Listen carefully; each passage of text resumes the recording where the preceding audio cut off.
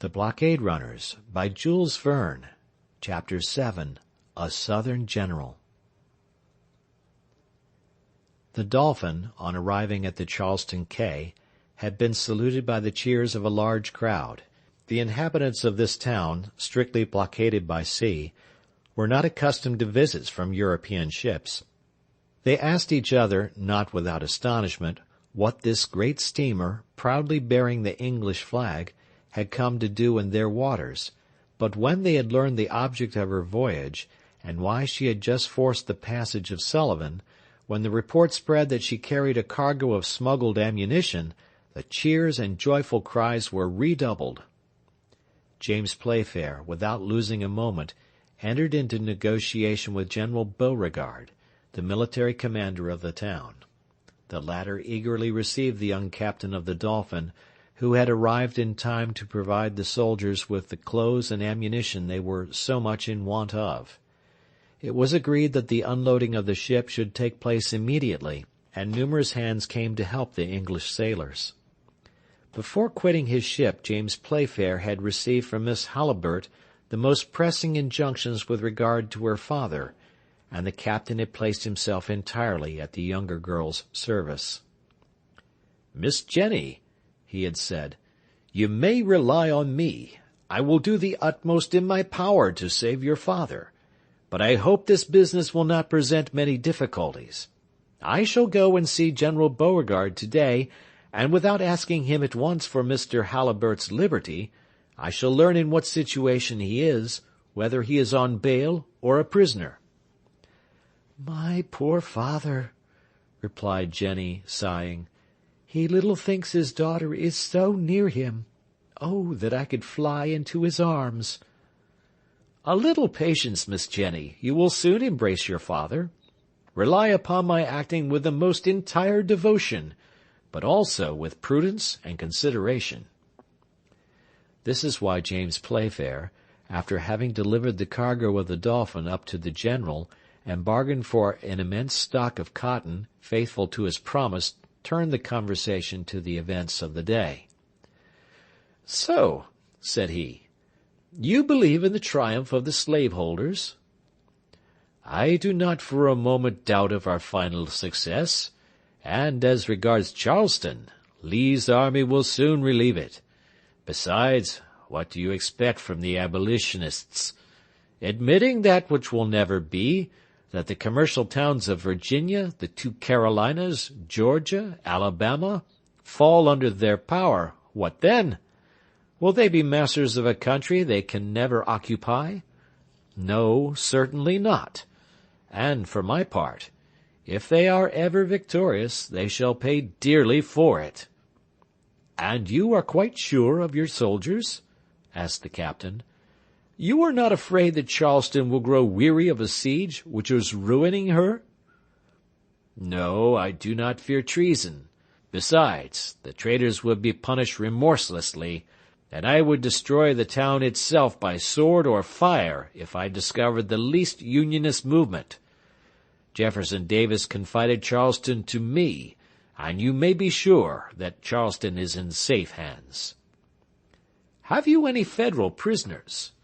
asked James Playfair, coming to the interesting object of the conversation. "Yes, Captain," replied the general. "It was at Charleston that the first shot of separation was fired. The abolitionists who were here attempted to resist, and after being defeated, they have been kept as prisoners of war." "And have you many?" "About 100. "Free in the town?" "They were, until I discovered a plot formed by them. Their chief succeeded in establishing a communication with the besiegers, who were thus informed of the situation of affairs in the town. I was then obliged to lock up these dangerous guests, and several of them will only leave their prison to ascend the slope of the citadel, where 10 Confederate balls will reward them for their Federalism." "What, to be shot?" cried the young man, shuddering involuntarily. "Yes, and their chief first of all. He is a very dangerous man to have in a besieged town. I have sent his letters to the President at Richmond, and before a week is past his sentence will be irrevocably passed." "Who is this man you speak of?" asked James Playfair, with an assumed carelessness. "A journalist from Boston, a violent abolitionist with a confounded spirit of Lincoln." "And his name?" "Jonathan Halliburtt." "Poor wretch!" exclaimed James, suppressing his emotion. "Whatever he may have done, one cannot help pitying him. And you think that he will be shot?" "I am sure of it," replied Beauregard. "What can you expect? War is war. One must defend oneself as best one can." "Well, it is nothing to me," said the captain. "I shall be far enough away when this execution takes place." "What? You are thinking of going away already?" "Yes, General. Business must be attended to. As soon as my cargo of cotton is on board, I shall be out to sea again. I was fortunate enough to enter the bay, but the difficulty is in getting out again. The Dolphin is a good ship. She can beat any of the Federal vessels for speed, but she does not pretend to distance cannon balls, and a shell in her hull or engine would seriously affect my enterprise." "As you please, Captain," replied Beauregard. "I have no advice to give you under such circumstances. You are doing your business, and you are right. I should act in the same manner were I in your place. Besides, a stay at Charleston is not very pleasant, and a harbor where shells are falling 3 days out of 4 is not a safe shelter for your ship. So you will set sail when you please. But can you tell me what is the number and the force of the Federal vessels cruising before Charleston?" James Playfair did his best to answer the general, and took leave of him on the best of terms. Then he returned to the Dolphin, very thoughtful and very depressed from what he had just heard. "What shall I say to Miss Jenny? Ought I to tell her of Mr. Halliburtt's terrible situation? Or would it be better to keep her in ignorance of the trial which is awaiting her? Poor child!" He had not gone 50 steps from the governor's house when he ran against Crockston. The worthy American had been watching for him since his departure. "Well, Captain?" James Playfair looked steadily at Crockston, and the latter soon understood he had no favorable news to give him. "Have you seen Beauregard?" he asked. "Yes," replied James Playfair. "And have you spoken to him about Mr. Halliburtt?"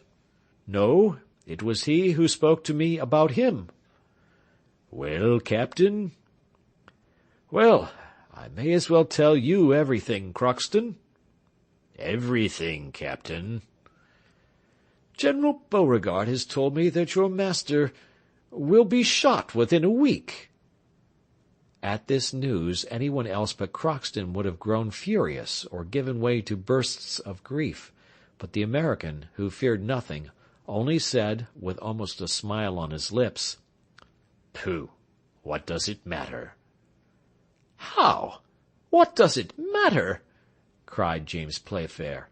"I tell you that Mr. Halliburtt will be shot within a week, and you answer, 'What does it matter?'" "And I mean it. If in 6 days he is on board the Dolphin, and if in 7 days the Dolphin is on the open sea—" "Right!" exclaimed the captain, pressing Crockston's hand. "I understand, my good fellow. You have got some pluck, and for myself, in spite of Uncle Vincent, I would throw myself overboard for Miss Jenny." "No one need be thrown overboard," replied the American. "Only the fish would gain by that. The most important business now is to deliver Mr. Halliburtt." "But you must know that it will be difficult to do so." "Pooh!" exclaimed Crockston. "It is a question of communicating with a prisoner strictly guarded." "Certainly." "And to bring about an almost miraculous escape." "Nonsense!" exclaimed Crockston. "A prisoner thinks more of escaping than his guardian thinks of keeping him. That's why, thanks to our help, Mr. Halliburtt will be saved." "You are right, Crockston." "Always right. But now what will you do? There must be some plan, and there are precautions to be taken." "I will think about it." "But when Miss Jenny learns that her father is condemned to death, and that the order for his execution may come any day—" "She will know nothing about it, that is all." "Yes, it will be better for her and for us to tell her nothing." "Where is Mr. Halliburtt imprisoned?" asked Crockston. "In the citadel," replied James Playfair. "Just so. On board now?" "On board, Crockston." End of chapter.